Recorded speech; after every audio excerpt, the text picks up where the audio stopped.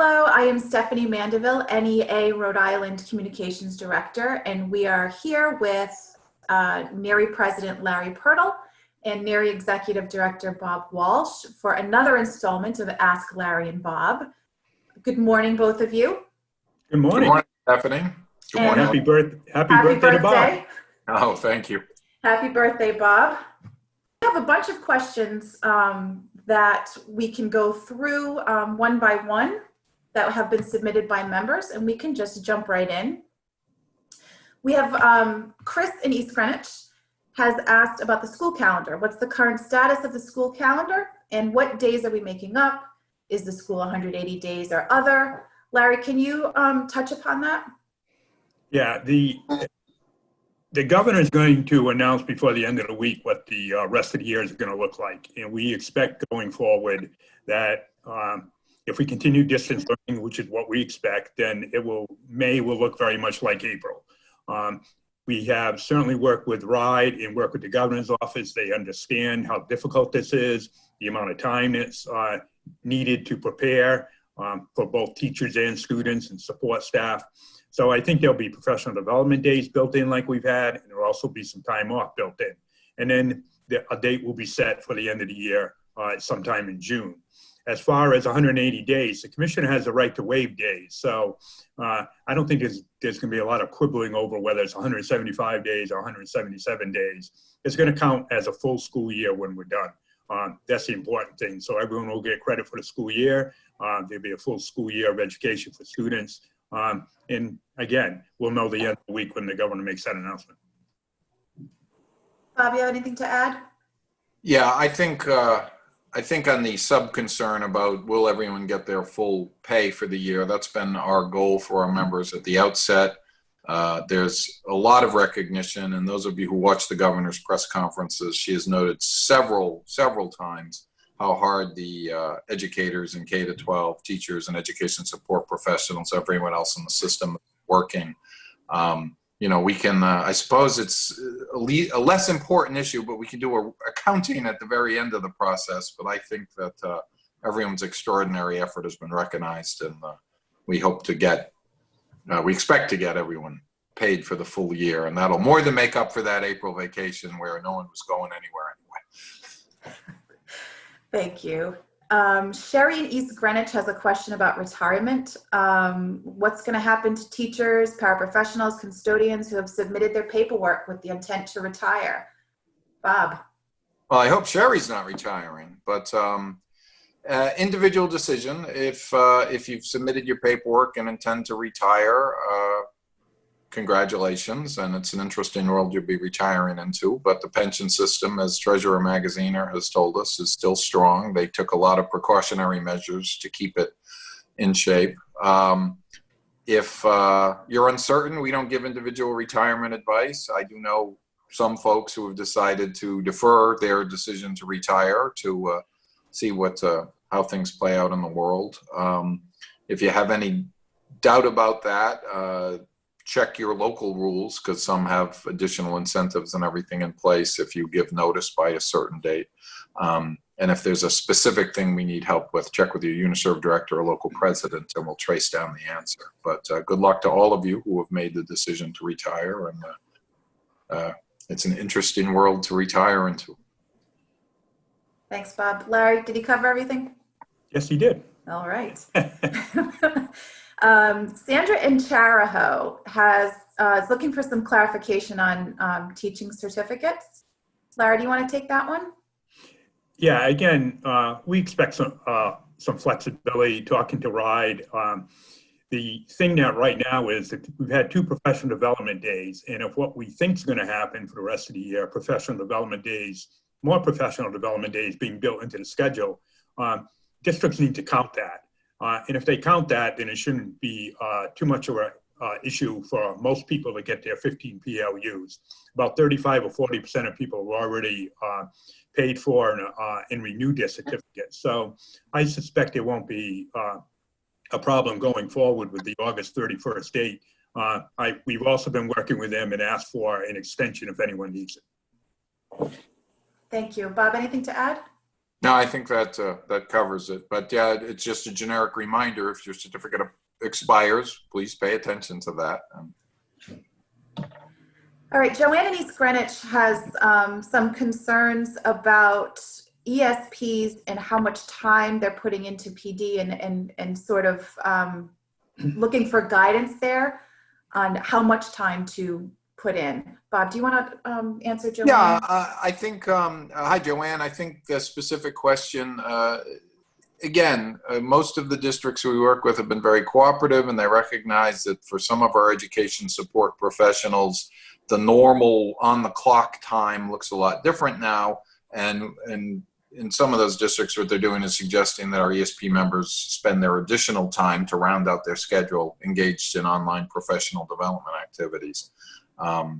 And, you know, that makes a certain amount of sense, but as we'll get to probably in the last question on the teaching side, you've got to pace yourselves, folks, recognizing that you don't want to do what the three of us are doing right now, sitting in front of a computer screen for 7 straight hours. That's not good for anybody. So it's okay to pace yourselves. If you have questions, work through your local president, your UNISERV, and the local school district leadership, most of whom are reasonable and get that we're trying to get to a good balance here. Thank you.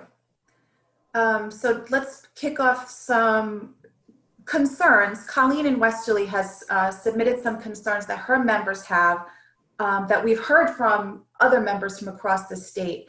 And I thought maybe we could just have a conversation about these things. These concerns are sort of covering when kids start their work, screen time for members and for students, the fact that members are overwhelmed, and the schedule and calendar that they're working off of. Maybe it's something that they had in place prior, and now you know, everybody's having to adapt in these strange times. And so I think they're looking for some guidance and help from you guys to help for them to advocate for their members and their locals. Well, I think, first of all, and we've been saying this all along, flexibility is really the key. Secondly, everyone acknowledges and we understand how hard everyone's working, going above and beyond, and how difficult this has been for teachers, support staff, parents, you know, and for students themselves. And if you look at the guidance that RIDE has been given out on distance learning, they updated it this past Friday. Your UNISERV have it, they're getting it out to local presidents. There's some things in there that people really should pay attention to. And one is the amount of time that students should be learning each day. And there's a line in there talking about it should not all be in front of a screen. They should understand that it's going to take students longer to complete assignments than it would if they were in a regular classroom. That also applies to people preparing the assignments and lessons. Bob and I have been saying, you know, take what you would normally do, cut it in half and cut it in half again. That'd be a good place to start. I don't think anyone should expect, and if your district is doing that, talk to your UNISERV and local president. No one should be expecting the same volume of work. The two keys here is, one is obviously some learning taking place, and the second one is, and the most important guidance from RIDE, is the most important thing we can do right now is stay in contact with students, making sure they and their families are safe. We have that contact every day, and if there is a problem, reaching out to them. RIDE's been pretty flexible, I think. You know, they're talking about moving to a no credit grading system rather than having to worry about grades. So if you're working 10, 12 hours a day, you should not be doing that in front of the screen. You know, for students' time, they have a lesson, there's time to read, there's time to maybe get out and play for a little bit, lunch, etc. And teachers and staff should be doing the same thing. So again, check in with your local president, your UNISERV, but flexibility and cutting back on expectations is really important right now. Thanks, Larry. Bob? Yeah, this is also a good opportunity to remind folks of the extraordinary work that they're doing and give themselves a round of applause, so to speak. I'm in my 28th year of doing this work, and I can tell you that when we transitioned a lot of our high schools from a traditional schedule to a block schedule, when a lot of our kindergarten teachers went from half-day K to all-day K, and when we went from the junior high school model to the middle school model, we didn't do it with a week's notice and planning. And we didn't do it in the same way. There's no way in this environment that you can take your existing plan book and deliver the same lessons in the same manner on schedule. We're in a very different world. Part of the service we're providing is beyond education. It's continuity for our students. It's a lifeline, a support, a place to go every day and feel valued and recognized, and helping them get through the crisis. And I don't want to undersell the importance of that. The headline is still that we're keeping education going in the best way we possibly can, but no one should be sitting in front of a screen. Parent, student, or teacher, or education support professional should be sitting in front of a screen for 10 to 12 hours a day, and no one should be expecting that. There is not going to be Olympic gold medals for burning out your computer screens at the end of this process. There's going to be a lot of gold medals in recognition for how the teachers and support staff and state and municipal employees in the state stepped up during a crisis. But it's got to be done in a thoughtful, logical way. And we cannot let anyone on the management side or anyone else push so hard that our folks or our students or their parents are having breakdowns on a regular basis. We're already going to have to reteach all the kids who are learning the old math now because their parents learned that way. I'm a big advocate of the old math, so maybe we'll break the system. But we don't want to have to deal with all the additional issues on top of it. And there'll be a good reckoning at the end of it and recognition of all the work. But if you're seeing issues like that, and thank you for bringing it to our attention through the questions, and please bring these to your attention of your local leadership and UNISERV directors so we can get on top of them. But if someone's sitting in front of a screen for 12 hours a day, that's crazy. And as Larry pointed out in an earlier question, hopefully to the extent that we do this through probably the end of the school year, there are no announcements about that yet, of course, that things look like they looked like in April, with Fridays devoted to either a day off or professional development, and then kind of making up for vacations in that way at the same time. But this is interactive. Give feedback. If it's not working, you got to let people know so we can fix it along the way. Everything the governor says in her press conferences about how everything else in this crisis is working applies to education as well. We see something that doesn't make sense, let's fix it. We see something that makes sense, let's keep doing it. Let's get through this, and then we'll figure out what September looks like, because it's not that far away. I think it's important to remember that they're not alone in this. This is new for everybody. And so, like you said, just to kind of keep remembering that if it's not working, check it and reevaluate. Yeah, there's certainly nothing wrong with reevaluating as you go and changing up and doing it different.